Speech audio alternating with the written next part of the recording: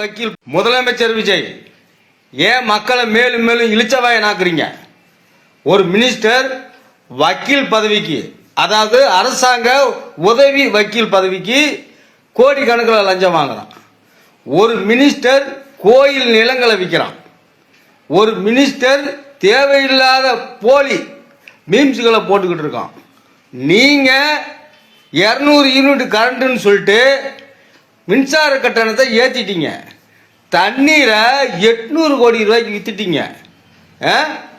இதுதான் உங்களுடைய மாற்றமா? சிஎம் விஜய், முதலமைச்சர் விஜய் லாக்அப் டெத்தை பற்றி உங்களுடைய கல்வித்துறை அமைச்சர் ஒரு பதிவு போட்டார். சிஎம், முதல்வர் சிஎம் பதவியில் இருக்கக்கூடாதுன்னு. அதாவது போன ஆண்டு நடந்த லாக்அப் டெத்தில் ஸ்டாலின் ஐயா எதுக்கு நீங்கள் பதவியில் உக்காந்துருக்கீன்னு கேட்டார். ஒருவர் லாக்அப் டெத், அதாவது சிறையில் அடித்தே கொல்லப்பட்டிருக்கார். உங்கள் ஆட்சியில் மாற்றம் நடந்துச்சா? அளவுக்கு அதிகமான கற்பழிப்புகள் நடக்குது. இப்பயே கோடியில் புரடுறாங்க உங்க அமைச்சர்கள். உங்களுடைய மாற்றத்தையும் முகமுடியவும் மக்கள் நல்லா புரிய ஆரம்பிச்சிட்டாங்க. தேவையில்லாததெல்லாம் பேசுறானுங்க. போன ஆட்சியில் நாங்கள் நல்லது தான் செஞ்சாங்க, இவ்வளோ அநியாயம்லாம் ஸ்டாலின் செய்யல. அப்பயும் நீங்கள் அடுக்கடுக்கான புகார் வச்சிங்க.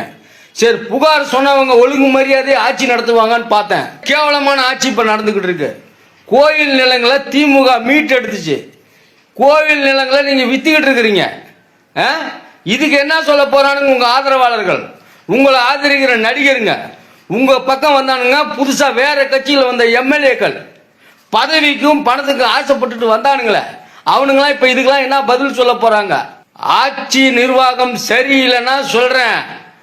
உங்களுடைய கல்வித்துறை அமைச்சர் போன வாட்டி ஸ்டாலின் சொன்னார்ல, பதவியை விலகுங்கன்னு.